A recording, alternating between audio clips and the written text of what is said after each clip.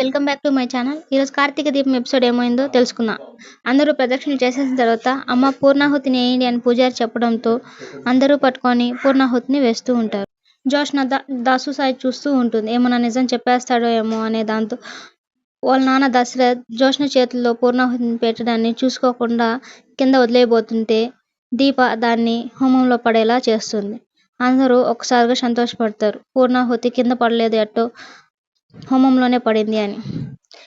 కార్తీక్, దాసు అసలైన వారసురాలే వేసిందని ఆనందిస్తారు. చూసిన పారిజాతం, దీప నువ్వు అసలు ఏం చేసావో చూసా అంటూ గట్టిగా అరవబోతుంటే వెంటనే శ్రీమన్నారాయణ జరగాల్సిన కార్యక్రమం ముందు చూడు అని చెప్పడంతో ఆగిపోతుంది.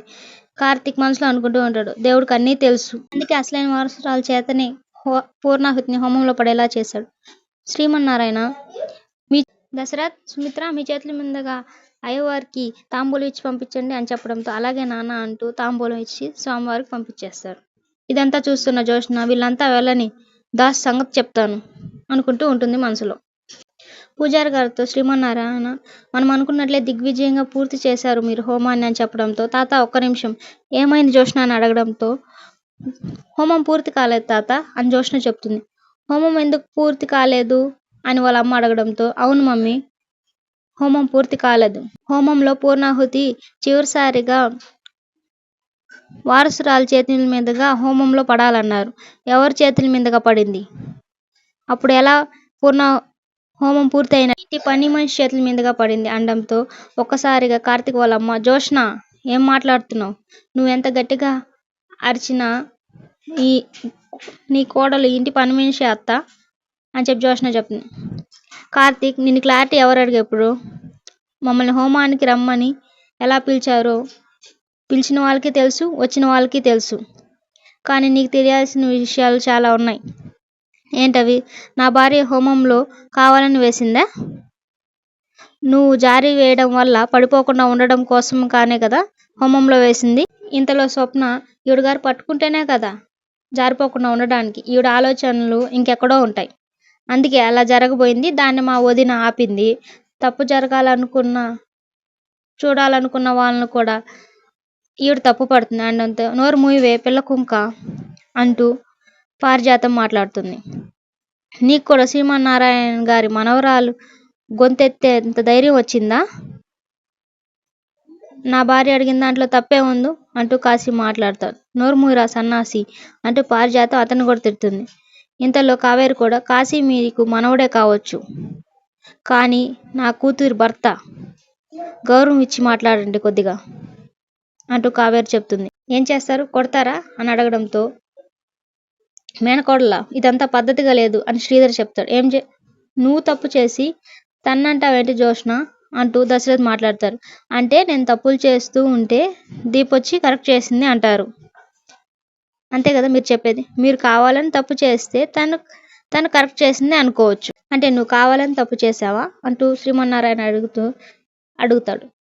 వెంటనే వాళ్ళ అమ్మ కూడా అవును అడుగుతున్నారు కదా చెప్పు. పూర్ణాహుతిని చేతులకి ఇచ్చినప్పుడు దాన్ని జాగ్రత్తగా పట్టుకోవాల్సిన బాధ్యత నీదే కదా అంటూ సుమిత్ర మాట్లాడుతుంది. ఆ పని చేయడానికి ఇక్కడ వేరే వాళ్ళు ఉన్నారులే మమ్మీ, నువ్వు సాయం అడగకుండానే నిన్ను పట్టుకుంటారు, నీతో పాటు తిరుగుతారు. నువ్వు నేను తల్లి కూతురు, అలాంటి మన మధ్య కూడా ఒక పెద్ద అడ్డుతెర కట్టింది దీప. అలాంటి అవసరం నా భార్యకి ఏముంది అని అడగడంతో అది నీకే తెలియాలి అని చెప్పి కార్తీక్ చెప్తుంది. అర్థం లేకుండా మాట్లాడు జోష్న అంటూ శ్రీధర్ చెప్తాడు. నీ కోడలు చేసే పనులన్నీ కూడా బాగా అర్థంగానే ఉన్నాయి అంటూ వాళ్ళ గ్రాని చెప్పడంతో నువ్వు ఆగు గ్రాని, ఇక్కడ ఇంతమంది మాట్లాడుతుంటే దీప ఒక్క మాట కూడా మాట్లాడుతుందా? అవకాశం చూసి అధికారాన్ని అందిపుచ్చుకోవాలనుకునే రకాలు ఇల్లు, అలాంటప్పుడు దీప ఎందుకు మాట్లాడుతుంది అంటూ పారిజాతం చెప్తుంది.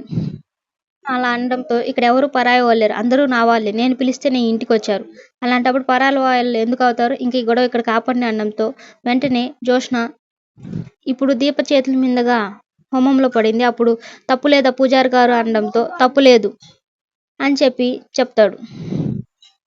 ఎలా తప్పులేదు? మా కుటుంబంతో ఏమాత్రం సంబంధం లేని మనిషి కార్తీక్ పెళ్లి చేసుకున్నాడు కాబట్టి కాంచనికి కోడలైంది, కానీ మా కుటుంబంతో ఇంకేం సంబంధం? భగవంతుడు ఎవరిని అనాథలుగా పుట్టించడమ్మా, నువ్వు అనాథ అంటే సరిపోతుందా అంటూ పారిజాతానికి చెప్తుండు.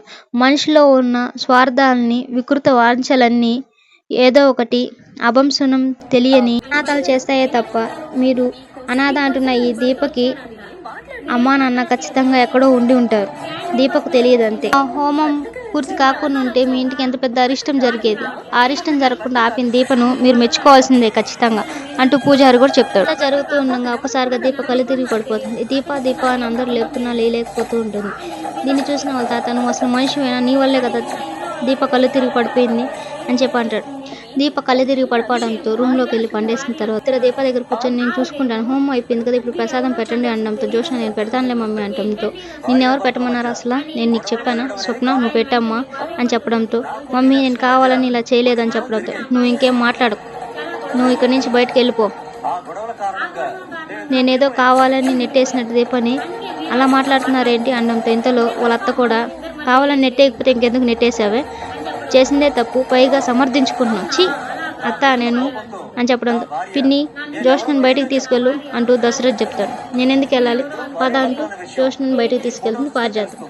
ఆవేశానికి హద్దుండక్కర్లే అంటూ పారిజాతం జోష్నను తిడుతుంది. ఎప్పుడు ఏదో ఒక పెంట చేస్తూ ఉంటావు, అందరి చేత చీ అనిపించుకుంటూ ఉంటావు, ఇంకేం పని లేదా నీకు అసలు, దోషాలను అరిష్టాలను నమ్మాల్సిన అవసరమే లేదన్నావు, అలాంటప్పుడు హోమంలో పూర్ణాహుతి ఎవరేస్తే ఏంటి, చేతుల మీద పడినా నాకు అభ్యంతరం లేదు గ్రాని, కానీ ఆ దీప చేతుల మీదుగా పడకూడదు, ఆ దీప కూడా ఎవరో అనుకోవచ్చు కదా, ఎందుకు అనుకోవాలి, ఎందుకంటే ఆ దీపే ఇంటి అని చెప్తూ ఉండగానే మధ్యలో ఆపేస్తుంది జోష్. చెప్పు ఆగిపోయావే, ఆ దీపే ఇంటి అంటూ మధ్యలో ఎందుకు ఆపేశావు, వాళ్ళ నాన్న చెప్పింది గుర్తు చేసుకుంటూ ఉంటుంది. చెప్పవే ఎవరు దీప, ఈ ఇంటి పని మనిషి, అది నాకు తెలుసులే, కొత్తగా నువ్వేమైనా చెప్పాలనుకుంటున్నావా, అది నా శత్రువు, అది నాకు తెలుసులే, దానివల్ల నేను చాలా నష్టపోయాను. నా అందరికీ ప్రసాదాలు పెడుతూ ఉంటాను, అందరూ పెడుతూ ఉండగా కాశీ కూడా పెట్టడానికి వెళ్ళినప్పుడు కాశీతో చాలా హార్డ్గా ప్రవర్తిస్తుంది. అందరితో ఉన్నట్టు నాతో కూడా ఉండొచ్చు కదా అని చెప్పడంతో, మాట్లాడుకుని వస్తుంది నాతో అని చెప్పడం.